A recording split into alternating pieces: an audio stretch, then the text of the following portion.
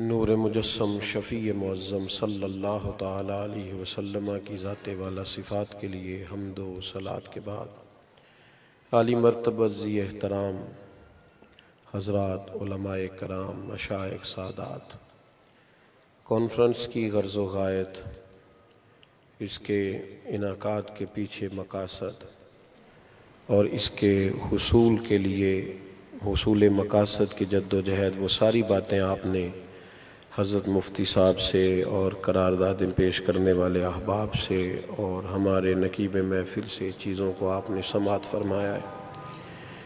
گفتگو، تقریر، واعظ و نصیحت ایک تسلسل سے امت میں جاری ہے، اور بہرحال اپنی اپنی بساط کے مطابق علماء، خطباء، واعظین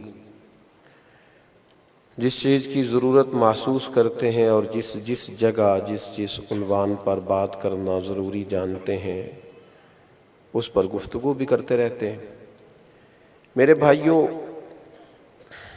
انسان اپنا الگ مزاج رکھتا ہے۔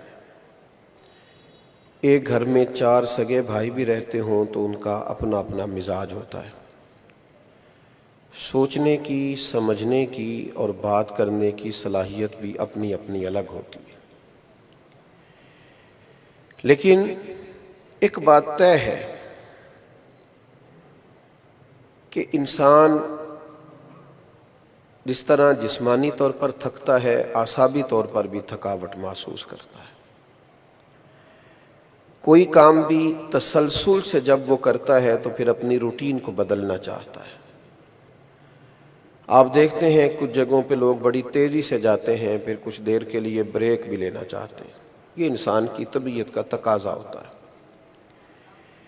لیکن کچھ جگہ ایسی ہیں جہاں بالکل انسان نہ اکتاتا ہے، نہ تھکتا ہے، نہ پریشان ہوتا ہے۔ وہ جگہ کون سی ہے؟ وہ جگہ اللہ اور اس کے رسول کی محبت ہے اور اللہ اور اس کے رسول کی معرفت ہے، جل شانہ و صلی اللہ تعالی علیہ وسلم۔ انسان کے وجود کے اندر نہ اللہ تعالیٰ نے عبادت کی جگہ رکھی ہے۔ آپ تاریخ پڑھیں گے نا انسانیت کی تو آپ کو اس میں ملے گا کہ لوگوں نے معاذ اللہ درختوں کی پوجا کی، پتھروں، پہاڑوں، چاند اور سورج کو معاذ اللہ خدا مانا، لیکن بہرحال کہیں نہ کہیں انسان جھکتا رہا ہے، کسی نہ کسی مقام سے اپنی روحانی تسکین کا وہ سامان کرتا رہا ہے۔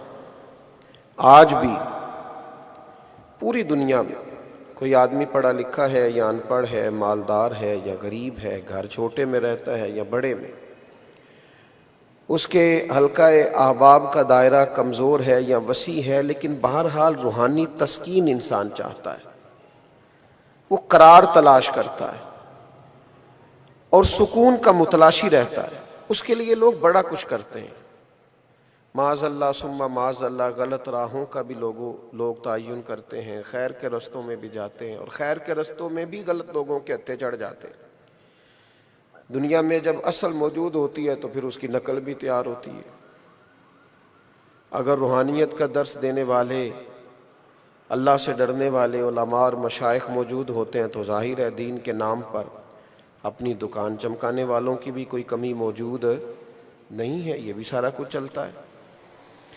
میرے بھائی، انسان اپنے دل سے اور اپنی روح سے اللہ تعالیٰ کی معرفت چاہتا ہے، قرار چاہتا ہے، اطمینان چاہتا ہے، پھر وہ مختلف جگہوں پہ جاتا ہے۔ آج نوجوانوں کی ایک بڑی تعداد کو میں جانتا ہوں جو موٹیویشنل اسپیکرز کے پاس جاتی ہے اپنی ذہنی تسلی کے لیے، ذہن کی سطح پر اٹھنے والے سوالات کے لیے۔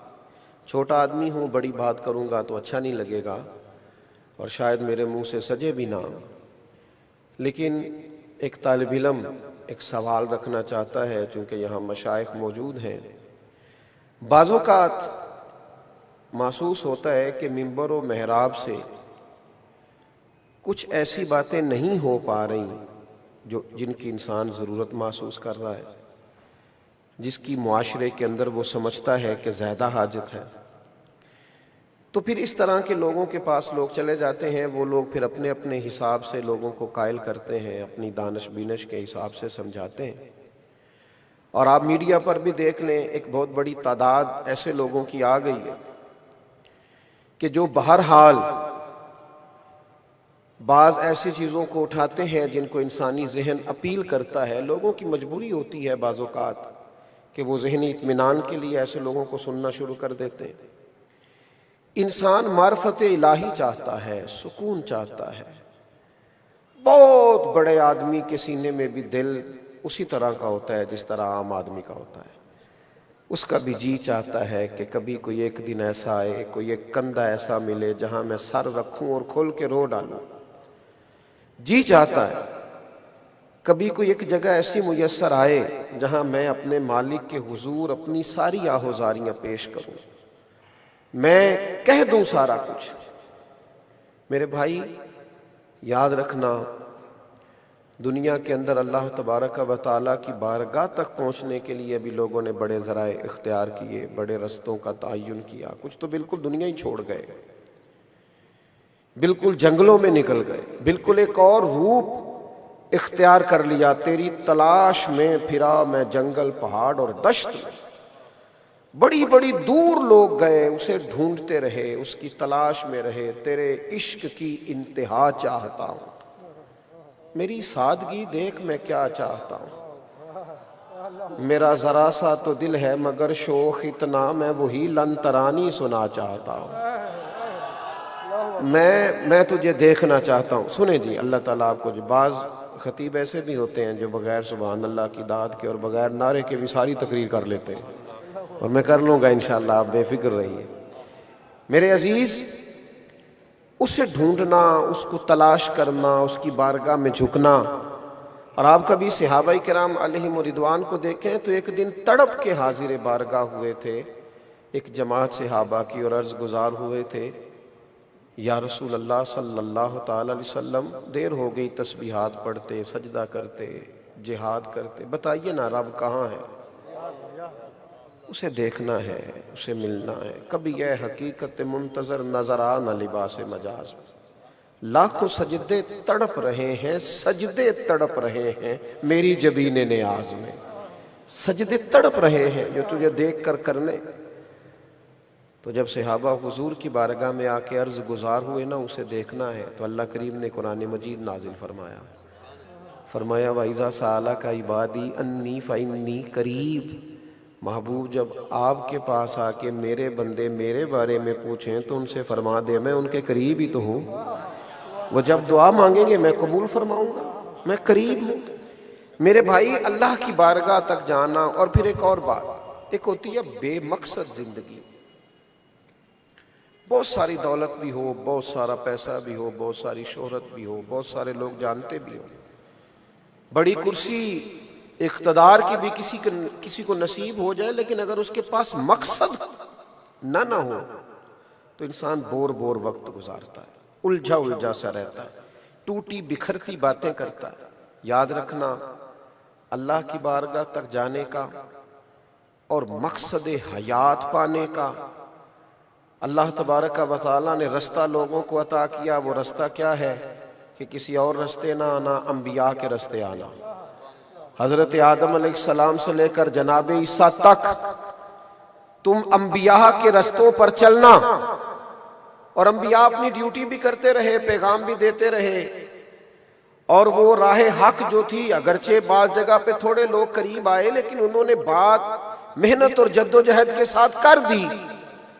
میرے بھائیوں، پھر اللہ تبارک و تعالیٰ نے 1,24,000 کم و بیش انبیاء کے بعد اس بات کو تمام کیا، اس کو نقطہ کمال تک پہنچایا، اور فرمایا اب جو میری بارگاہ تک آنا چاہے اس کے لیے ایک ہی رستہ ہے۔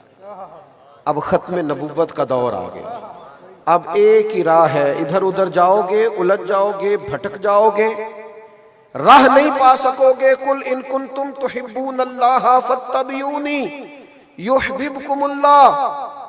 فرمایا اے محبوب ان سے فرما دیں اگر یہ رب سے محبت کرنا چاہتے ہیں تو آپ ان سے کہیں میری پیروی کرو، اگر اس کی راہوں پہ چلنا چاہتے ہو تو میری پیروی کرو۔ ملے گا کیا؟ یحببکم اللہ، اللہ خود تم سے محبت فرمائے۔ اللہ یعنی حضور کی بارگاہ تک جانا اور اتباع رسول کرنا اور حضور کی غلامی میں آنا، یہ بندے کو اللہ تعالیٰ کا محبوب بنا دیتا ہے، رب کا محبوب بنتا ہے۔ میں نے بڑی بات کی ہے، آپ کو زیادہ توجہ کرنا چاہیے میری بات پر، یعنی حضور کے پیچھے پیچھے چلتے رہو، ملے گا کیا؟ اللہ کے محبوب بن جاؤ گے۔ اللہ کے محبوب ایک ہوتا ہے، وہ صوفیاء ایک بات کرتے ہیں کہ ایک مقام نفی ہے، ایک مقام جمع۔ وہ کہتے ہیں کہ بندے کا اللہ کی طرف جانا مشکل راستہ ہے، کئی دفعہ نہیں پہنچا جاتا۔ ایک مقام جمع ہے کہ رب خود ہی کرم فرما دے۔ وہ ہارون رشید چھت پہ ٹہل رہے تھے تو اچانک انہوں نے اپنی چھت سے جھانک کر کے دیکھا تو ایک دیوانے حضرت بہلول دانا گزر رہے۔ تو ہارون رشید کہنے لگے یار اس کو بلاؤ، ذرا ملنا ہے اور ذرا جلدی بلاؤ۔ تو اوپر لوگوں کے پاس ایک ڈولی تھی، رسیاں بندھی ہوئی، ایک خوبصورت ٹوکری تھی، جلدی سے اوپر جو سپاہی تھے انہوں نے نیچے پھینکی، اور نیچے جو سپاہی گھوم رہے تھے انہوں نے فٹافٹ حضرت بہلول دانا کو اس کے اندر رکھا جبرن۔ یہ بھی طریقہ ہوتا ہے بعض لوگوں کا، اور اوپر سے رسیاں کھینچی، سامنے بٹھا لیا۔ بادشاہ آدمی تھے، حضرت سامنے بیٹھے، کچھ بات انہیں ناگوار بھی گزری تو سامنے بٹھا کے بادشاہ کہنے لگا جناب ایک مسئلہ پوچھنا تھا اس لیے تکلیف دیا۔ تو حضرت مسکرا دیے، بھئی یہ کون سا طریقہ ہے مسئلہ پوچھنے کا؟ اپنا اپنا سٹائل ہوتا ہے نا۔ تو کہا چلو پوچھو۔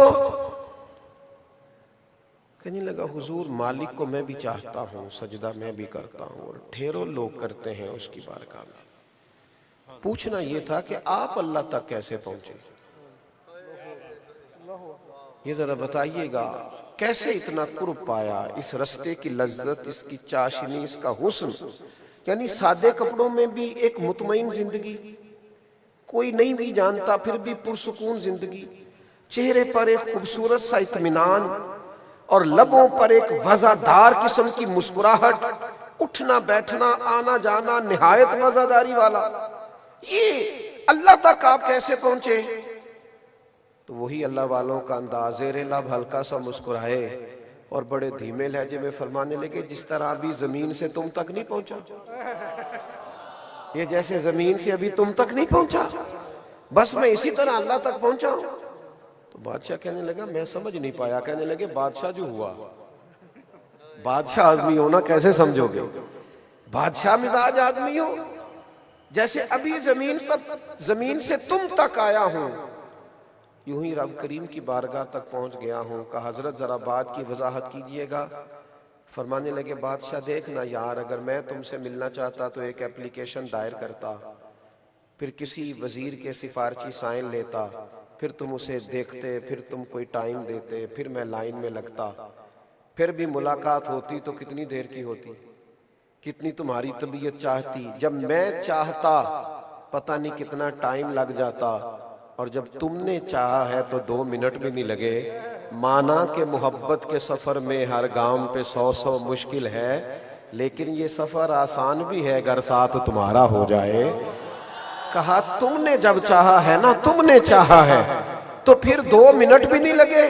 فرمایا میں رب تک جانا چاہتا تو پتہ نہیں جا پاتا کہ راہ میں رہ جاتا، جب میرے مالک نے چاہا ہے تو پھر 2 منٹ بھی نہیں لگے۔ اس نے اپنی بارگاہ کا رستہ دکھا دیا ہے، سجدے کی توفیق دے دی ہے، اس نے عقائد کی مضبوطی دے دی، اپنی بارگاہ میں بلا لیا۔ یہ رستہ جو حضور کی پیروی کا، نبی پاک سے جڑنے کا رستہ ہے، اس کے علاوہ کوئی خلاف پیغمبر کسے نہ گزری۔ یہ یاد رکھیں، اب یہ ایک ہی رستہ ہے۔ اب کوئی شخص کوئی اور رستہ اختیار کرنا چاہے تو اللہ کی بارگاہ تک جا سکتا، ایک رستہ صرف، حضور کی غلامی کرو، نبی کریم سے جڑ جاؤ، رسول پاک کی اداؤں کو اپناؤ۔ میں آپ سے عرض کروں، ہمارے زمانے میں نا ایک ڈھیر سارا طبقہ ہے جو سیانے لوگوں کا ہے، سمجھدار لوگوں کا۔ اب میرے جیسا آدمی تو بات کرتا ہے تو ذرا ٹھہر ٹھہر کے سوچ سمجھ کے، اس لیے کہ دور بڑا سمجھدار ہے۔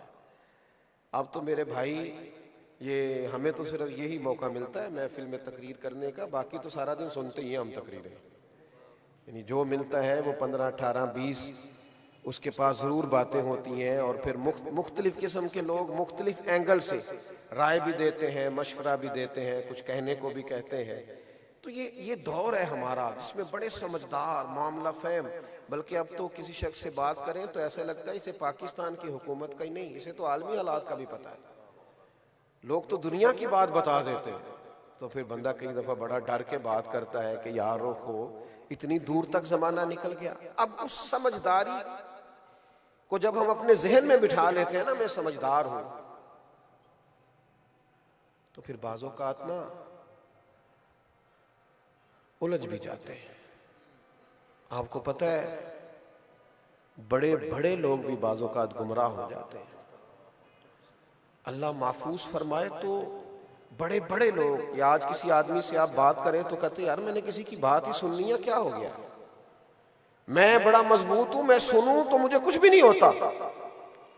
ہم نا فکری انتشار کا شکار اس وقت ہوتے ہیں جب ہم نظریاتی طور پر اس کی بھی سنتے ہیں، اس کی بھی سنتے ہیں، فلاں کی بات بھی ہمارے کانوں میں گونجتی ہے، فلاں کی بات بھی گونجتی ہے، اور پھر اس طرح کا ماحول ہوتا ہے کہ کسی کا کچھ نہیں جاتا۔ جو آدمی ذہنی طور پر کسی بھی انتشار کا شکار ہوتا ہے وہ خود سب سے زیادہ تکلیف میں مبتلا ہوتا ہے۔ وہ آزمائش، وہ کیا کہتے تھے امام غزالی، فرماتے تھے اے اللہ مجھے دیہات کی بوڑھی اور ان پڑھ عورتوں جیسا ایمان عطا کر دے، مکان کچے عقیدے پکے، جو بات وہ مضبوط طے شدہ۔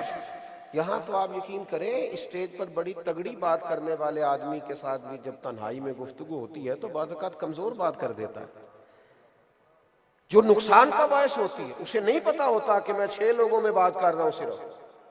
آپ ایک آدمی کو بھی اگر الجھا دیتے ہیں تو معاملہ اور ہوتا ہے۔ ختم نبوت کا ایک معنی یہ یاد رکھنا کہ معرفت الہی کا ایک ہی ذریعہ ہے اور وہ ذات رسالت مآب ہے۔ اس کے علاوہ آپ کو نہ کہیں قرار آ سکتا ہے، نہ ذہن آسودگی پا سکتا ہے، نہ کوئی اور رستہ ہے انسان کو مقصد حیات سے آگاہ کرنے والا۔ نبی پاک علیہ السلام نے نا حضرت عمر فاروق کے علم کی عظمت خود بیان فرمائی ہے، خود بیان فرمائی۔ حضور علیہ السلام فرماتے ہیں رات میں نے خواب دیکھا اور میں خواب میں دودھ پی رہا ہوں۔ حضور فرماتے ہیں پھر میں نے بچا ہوا دودھ جناب عمر فاروق کو دے دیا، اتنا دودھ پیا کہ سفیدی ان کے ناخنوں میں نظر آنے لگی۔ یا رسول اللہ اس کی تعبیر بھی آپ ہی فرمائیں۔ حضور فرمانے لگے اس کی تعبیر علم ہے۔ اللہ تعالیٰ نے حضرت فاروق اعظم کو بڑا صاحب الرائے بنایا، ان کے فیصلوں کے بڑے دیر پا نتائج نکلے، امت نے بڑے فائدے اٹھائے جناب فاروق اعظم کے فیصلوں سے۔ اور حضور علیہ السلام نے فرمایا عمر کی زبان پر تو حق بولتا ہے، یعنی اس شخص، ایسا شخص جس کی تائید میں قرآن مجید کی آیات کا نزول ہو۔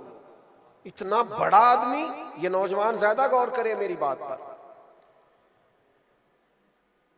اتنا سمجھدار آدمی، معاملہ فہم، زیرک، جنہوں نے 22 لاکھ مربع میل پہ حکومت کی تو عوام کے جو باریک مسائل تھے نا، یعنی حضرت فاروق اعظم لوگوں کی ڈیوٹی نہیں لگاتے تھے۔ جب آپ مجاہدین کو جہاد کے لیے بھیجتے تھے نا، یہاں ہم سب سے زیادہ جن لوگوں کا نقصان کرتے ہیں وہ ہمارے کارکن ہوتے ہیں۔ ہمارے کارکن، ڈھیر سارے کارکن ضائع ہوتے ہیں، ان کی حوصلہ شکنی ہوتی ہے، حالانکہ کسی بھی جگہ اساسی خدمت کرنے والے کارکن ہوتے ہیں جو پچھلی صفوں میں ہوتے ہیں۔ اب وہ جب بھیجتے تھے جناب فاروق اعظم رضی اللہ تعالیٰ عنہ لوگوں کو جہاد پر، تو آپ فوجیوں کے گھروں میں خود جاتے تھے، فرماتے تھے کوئی ضرورت ہو تو مجھے بتاؤ، تمہیں کوئی خط بھیجنا ہو تو فلاں آدمی اس علاقے میں جا رہا ہے، میں روانہ کر دیتا ہوں، وہاں سے پیغامات آتے تو خود حضرت عمر لے کے آتے۔ یعنی عوام کی چھوٹی چھوٹی ضروریات کا بھی خیال رکھا جاتا۔ اتنے زیرک آدمی، معاملہ فہم، جو میں نے بات عرض کرنی ہے میں اس پر آپ کو لانا چاہتا ہوں، اتنا بڑا آدمی، لیکن ایک دن وہی جناب عمر فاروق تورات پڑھ رہے تھے،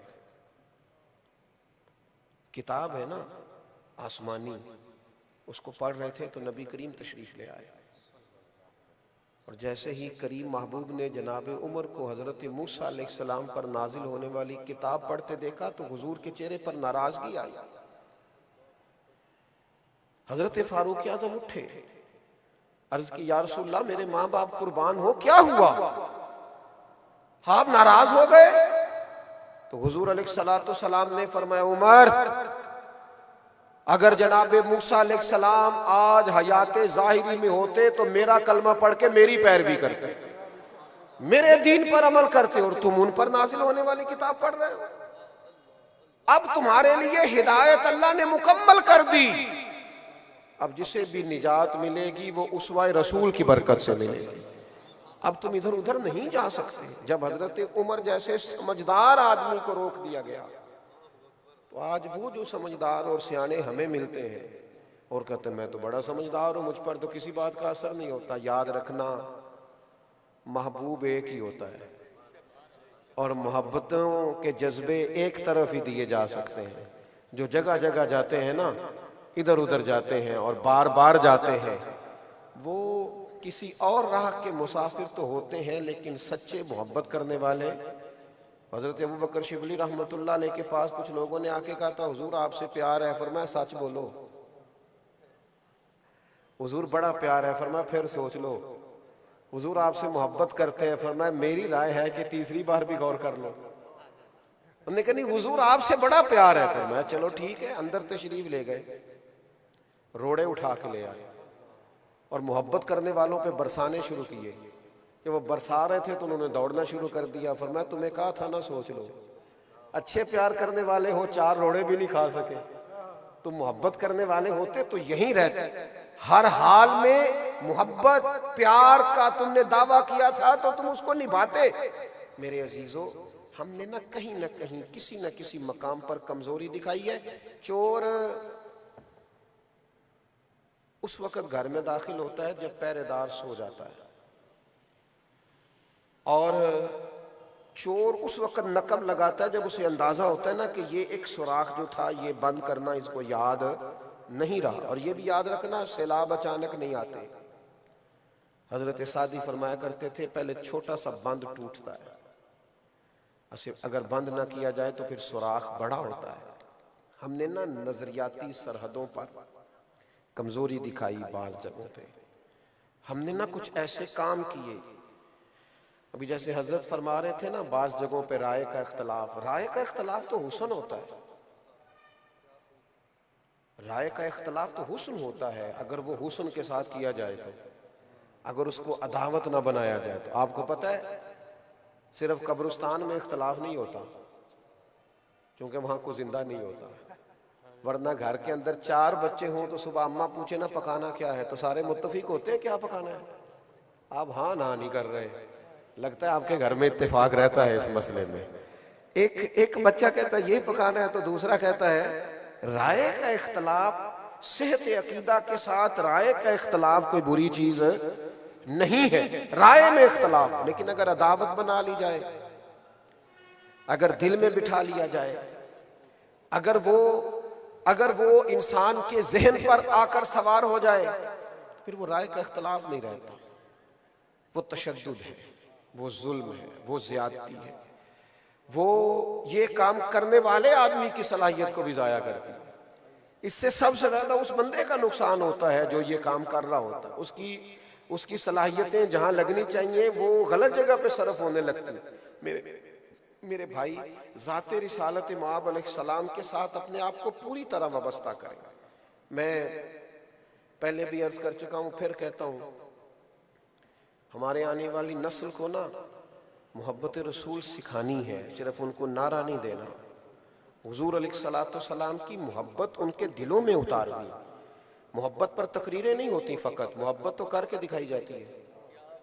میں اپنے گھر میں جتنا اپنے والد کا احترام سے نام لیتا ہوں میرے بچے بھی اتنا ہی لیں گے، جتنا میں وقار کے ساتھ، عظمت کے ساتھ، شان کے ساتھ اپنے گھر کے اندر بیٹھ کر اپنے بچوں میں حضور کے شہر مقدس کا ذکر کروں گا۔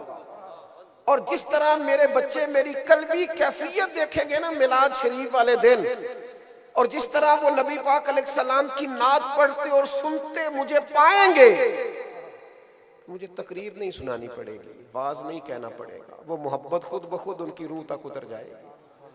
خدا کے بندو، یاد رکھنا ایک شخص ہونا محفل میں رونے والا تو اسے دیکھ کے کئی اوروں کی آنکھوں میں بھی آنسو آ جاتے ہیں. ایک درد والا ہو نا تو وہ درد بانٹ دیا کرتا ہے.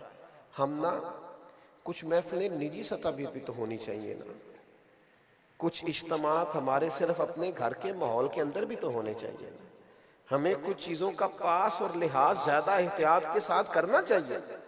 کچھ ہمارے انداز ایسے ہونے چاہیے. دیکھیں نا, مہمان گھر میں آتے ہیں تو دو طرح کے آتے ہیں. کچھ مہمانوں کے بارے میں انسان کہتا ہے کہ وہ مہمان آ رہے ہیں, بتاؤ گھر میں کیا بن سکتا ہے, باقی میں بازار سے منگواتا ہوں. اور کچھ مہمان ایسے آتے ہیں کہ انسان ایک ہفتہ گھر میں پہلے بولتا ہے, کہتا ہے فلاں میرے بزرگ آ رہے ہیں, سب سے پہلے بتاؤ انہیں بٹھانا کہاں پہ. وہ یہاں بٹھا دیں گے, نہیں یہ صوفے ٹھیک نہیں ہے, قالین تبدیل نہ, میں نے سنا ہے وہ بن سنور کر میری عیادت کو آ رہے ہیں. وہ ان کو گھر آنا ہے تو مجھے بتاؤ نا جگہ کون سی ہو, بٹھانے کو کیا ہو. اپنی حیثیت سے بڑھ کر لوگ اہتمام کرتے اور پھولوں کی جگہ آنکھیں بچھاتے ہیں, رنگ ڈھنگ اور ہو جاتا ہے. بچوں پر اثر پڑتا ہے. وہ کبھی کبھی چٹکیاں بھی کاٹتے ہیں, کہتے ہیں لگتا ہے ابا کے قریبی دوست آ رہے ہیں. کچھ تھوڑا سا نا انوکھا سا, کبھی کبھی ان کی والدہ بھی کہتی ہیں تمہارے والد کے میکے سے مہمان آ رہے ہیں, بھائیوں میں سے کوئی آ رہا ہے. وہ دور جو پردیس رہتے ہیں گھر والے وہ آ رہے ہیں, رنگ تبدیل ہو جاتا ہے. او میرے بھائی, نبی کریم علیہ السلام کی بارگاہ میں بھی بڑے لوگ آتے تھے, لیکن جب حبشہ سے کچھ مہمان آئے نا, حضور نے ترکی خیمہ لگوایا, کھانے پکتے, محبوب زیادہ ان پر نظر کرم فرماتے. لوگوں نے کہا حضور مہمان تو پہلے بھی آتے ہیں, یہ انداز نرالا کیوں ہے؟ فرمایا جب میرے غلام حبشہ گئے تھے ان کے بادشاہ نے بڑا پیار کیا تھا, تو جو میرے صحابہ سے محبت کرے میں اس سے محبت نہ کروں, اس سے پیار نہ کروں. یہ انداز نرالا ہے. ذات رسالت معاب صلی اللہ علیہ وسلم کے بارے میں تیرا ذوق ذرا دیدنی ہونا چاہیے, تیرا انداز ذرا انوکھا ہونا چاہیے, تیرے لب و لہجے کے اندر وضو اور طرح کا ہونا چاہیے, تیرے انداز ذرا تھوڑے منفرد ہونے چاہیے. مجھے بتائیے نا, حضرت حسان سے نعت سنتے وقت نبی پاک نے انہیں ممبر پہ نہیں بٹھایا تھا, تحفے میں اپنی چادر عطا نہیں کی تھی. کریم محبوب علیہ السلام نے ہمیں اپنا ذکر سننے کے آداب سے آگاہ نہیں کیا تھا. نبی پاک علیہ السلام نے ان لوگوں کے اعزاز مقرر نہیں فرمائے تھے. کیوں عالم کی عظمتیں بیان کی گئیں, کیوں طالب علم کی شانیں بتائی گئیں؟ اس لیے کہ یہ تمہیں حضور کا دین بتائیں گے. ان شخصیات کا احترام اور اکرام اس وجہ سے بیان کیا گیا. خدا را اپنی قلبی وابستگیوں کو مضبوط کریں. کیوں راہیں بنتی ہیں کہ غیر جگہ پاتے ہیں, کیوں اس طرح کا ماحول بنتا ہے کہ جس کا جی چاہتا ہے وہ نقب لگا لیتا ہے, جس کے من میں آتا ہے وہ آ کے بات سنا جاتا ہے. ہم فکری طور پر اتنے مضبوط ہوں, اتنے توانا ہوں کہ جتنا مرضی طوفان آئے ٹکرا جائے. ہم درختوں کو کہاں آتا ہے ہجرت کرنا, تم پرندے ہو شجر چھوڑ کے جا سکتے ہو. کچھ لوگ پرندوں کی مانند ہوتے ہیں, آتے جاتے رہتے ہیں, لیکن کچھ شجر ہوتے ہیں جتنے مرضی طوفان آئیں برداشت کرتے ہیں, اتنی مرضی آندھیاں آئیں وہ جھیلتے ہیں, جتنا مرضی ان کے قریب سے تیز آواز والی گاڑیاں گزرے وہ جگہ نہیں چھوڑا کرتے. کیوں؟ اس لیے کہ انہیں اللہ تعالیٰ نظریاتی پختگی عطا کرتا ہے. کمزور زندگی نہ گزارو, اپنے مزاجوں میں طاقت پیدا کریں اور توانائی پیدا کریں. ابھی میں جو بات آپ کو سمجھانا چاہتا تھا میری مکمل ہو گئی. یہاں بات کی حضرت نے, حضرت قائد اہل سنت علامہ شاہ احمد نورانی کی, شہزادہ صدر الشریعہ حضرت علامہ عبد المصطفیٰ اظہری کی, حضرت علامہ حافظ شفیع اکاڑوی علیہ رحمہ کی, سید محمد علی رضوی صاحب رحمۃ اللہ علیہ, جتنے بھی لوگ تھے. لیکن میں آپ کو عرض کروں, ہم کہہ رہے تھے قائد ملت اسلامیہ, قائد اہل سنت. اس کا معنی یہ ہے کہ جن کے وہ قائد تھے وہ بھی تو ایک جماعت ان کے ساتھ تھی نا. جب یہ تحریک چلی تو کارکنوں کی ایک جماعت بھی تو ساتھ تھی نا. ایسے لوگ میں نے جماعتوں میں دیکھے ہیں کہ جو سینہ تان کے قائدین کے سامنے کھڑے ہو جاتے ہیں کہ ہم سے گزرو گے تو آگے جاؤ. ان لوگوں کا بھی بڑا کردار ہوتا ہے, اگرچہ ان کے نام تو منظر عام پر نہیں آتے, لیکن تحریکوں میں جتنی جان یہ لوگ بھرتے ہیں، جتنی طاقت یہ لوگ خرچ کرتے ہیں، جتنی توانائی یہ فراہم کرتے ہیں، اس کا بھی کوئی نعم البدل نہیں ہے۔ پر میں کس تکلیف سے آپ کے ساتھ یہ بات کروں، کبھی تو ایسا ہونا کہ جس کو 30 سال ہو گئے ہیں مسجد میں فجر کی اذان دیتے اور جھاڑو دیتے، کبھی تو ایسا ہو ہم اسے میلاد کی محفل کی صدارت میں بٹھا دیں، ہو نہ کبھی ایسا کہ اس کارکن نے بڑی خدمت کی ہے، گرچہ غریب ہے پر حضور کی محبت میں بڑا امیر ہے، کبھی لائیں نا ان لوگوں کو بھی سامنے، کبھی تھوڑا سا حوصلہ افزائی اس رنگ میں بھی کرے نا، کبھی اس طرح کا مزاج بھی تو بنائے نا۔ آپ کی تو محفل بڑی حسین ہے، ہمارے پنجاب میں تو فرنٹ سیٹ پہ بیٹھنے کے لیے ہاتھوں میں نوٹوں کی دتھی ہونا ضروری ہوتا ہے، اور جیسے جیسے وہ نچھاور ہوتی ہے عشق کا بھی پتہ چلتا ہے کہ اوپر نیچے ہو رہا ہے تھوڑا بہت۔ اور پھر وہ مجھے اچھی طرح یاد ہے کہ ایک محفل نعت میں ایک نعت خواں نے 2-3 دفعہ ایک صاحب کی طرف اشارہ کر کے کہا تھا کہ شعر آپ کی نظر ہے، تو وہ جب واپس جا رہے تھے تو ایک غریب آدمی ان سے کہہ رہا تھا نظر تو میری بھی ہو جانا تھی اگر میرے ہاتھ میں پیسے ہوتے، لیکن وہ پیسے چونکہ ادھر تھے تو ساری نظر ادھر ہو گئی۔ کرمد ہے اہل دول رضا، پڑے اس بلا میں میری بلا، میں گدا ہوں اپنے کریم کا، میرا دین پارا انا نہیں خدا را، کامل وابستگی حضور کے ساتھ پیدا کریں۔ اور ایک آخری بات آپ سے یہ عرض کرنی ہے، اپنے بچوں کو ٹائم دیں اور یہ دیکھیں کہ ان کی ذہنی سطح پر سوال کیا ابھرتے ہیں، حوصلے سے ان کی بات سنیں، تسلی سے۔ اس بات میں آپ اپنے بچے کو مطمئن نہیں کر سکتے، کسی عالم کے پاس لے جائیں، لیکن آپ اس کو ڈانٹ کے چپ نہیں کرائیں، جب آپ دبا دیں گے اس کے ذہن کو تو وہ بات اور زیادہ بگڑنے کا خطرہ ہے۔ ہمارے بچے کیا سوچتے ہیں، کس کی بات سنتے ہیں، اس کو آپ اس کے ذہن کی سطح پر ابھرنے والے سوالات کو لیں۔ سیدہ خدیجہ الکبریٰ رضی اللہ تعالیٰ عنہ فرماتی ہیں محبوب سیدہ فاطمہ الزہرا رضی اللہ تعالیٰ عنہ کو گود میں بٹھاتے تھے تو سیدہ سوال کرتی، حضور جوابات ارشاد فرماتے۔ مصروف ترین وقت تو میرے محبوب کا ہے نا، لیکن حضور تو اپنے نواسوں کو کندھوں پر بٹھاتے تھے، ٹائم دیتے تھے۔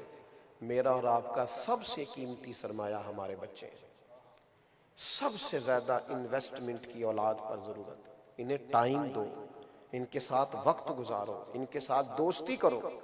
اس طرح کا رویہ قطعاً نہ بچوں کے ساتھ رکھنا کہ وہ خوف کھائیں کہ ہماری ذرا کسی غلطی کا پتہ چل گیا تو ہمارا ابا ہماری غلطی نکالیں گے، ہر بات میں ہمیں ڈانٹا جائے گا۔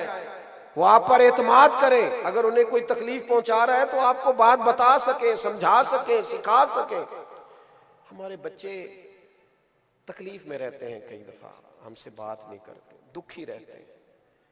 ایک بچے نے مجھے ایک دن رکا دیا تھا، کہنے لگا حضرت آپ نوجوانوں کی بات کرتے ہیں، خدا را اس جمعے میں والد صاحب سے کہیے گا گھر آئیں تو تھوڑی دیر موبائل چھوڑ دیا کریں، کچھ باتیں کرنے کو جی چاہتا ہے، ان کے ساتھ کچھ کھیلنے کو من چاہتا ہے۔ آپ کا بچہ آپ سے فرمائش کرے۔ میں بہت سفر کرتا ہوں باہر، لیکن میرے بچے میرے ساتھ اٹیچ ہیں، مجھ سے بات کرتے ہیں۔ میں کبھی دیر سے بھی گھر جاتا ہوں تو میں کبھی اس تکلیف کے ساتھ نہیں جاتا کہ میں باہر سے بڑا پریشان آیا ہوں، میں ڈرتا ہوں کہیں وہ یہ نہ کہہ دیں کہ ہم وہ کام نہیں کریں گے جو ہمارا ابا کرتا، اتنی مشکل میں ہیں، جب گھر آتے ہیں ناراض آتے ہیں تو ہم نہیں کریں گے۔ میرے عزیز، ان بچوں کی ذہنوں کی سطح پر آپ زیادہ لوگ، کسی نے ایک دفعہ مجھ سے سوال کیا تھا کہ اعلیٰ حضرت نے کوئی نوجوان بھی تیار کیے؟ میں نے کہا کیے ہیں نا، ایک حجت الاسلام مولانا حامد رضا خان صاحب اور ایک مفتی اعظم ہند مولانا مصطفیٰ رضا خان صاحب، یہ دو نوجوان انہوں نے گھر میں تیار کیے ہیں نا، اور ایسے تیار کیے ہیں کہ حامد و مصطفیٰ تیرے ہند میں ہیں غلام دو۔ کمال کر دی انہوں نے، ایسے شہزادے تیار کیے۔ اور بڑے شہزادوں نے پھر جب آگے تیاری شروع کی حضرت حجت الاسلام نے، تو حضرت محدث اعظم پاکستان جیسے لوگ تیار کر دی، اور حضور مفتی اعظم نے تو جب تیاری کی تو پھر دنیا میں انقلاب برپا کر دی۔ میرے عزیز، آپ اپنے گھر میں بھی تو دیکھیں نا، لوگوں کے درختوں کو پانی دیتے رہنا اور اپنے سارے پودے خشک کر لینا، یہ بھی تو کوئی کمال نہیں ہے نا۔ کچھ تھوڑا سا اپنے بچوں کو، یہ اگر مضبوط ہو جائیں گے تو ان کی وجہ سے کئی اور لوگ بھی مضبوط ہوں گے۔ دعا کرتا ہوں اللہ تعالیٰ ختم نبوت مومن کے احباب کو اس کانفرنس کے انعقاد پر بہترین صلہ عطا فرمائے، ہماری حاضری کو قبولیت کا شرف عطا فرمائے۔ دوران گفتگو کوئی بات ایسی نکل گئی تو اللہ تعالیٰ درگزر فرمائے، وما علینا الا۔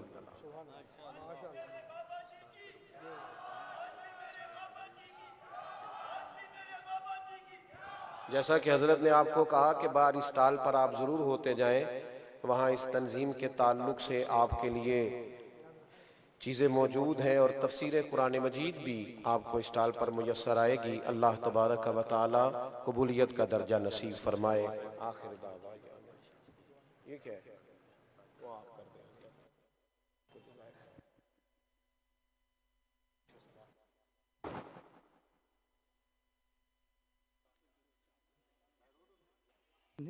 رحمت پیلا ہو سلام شمع بز میں، ہدایت پیلا ہو سلام شمع بز میں، ہدایت پیلا ہو سلام جی سبحانی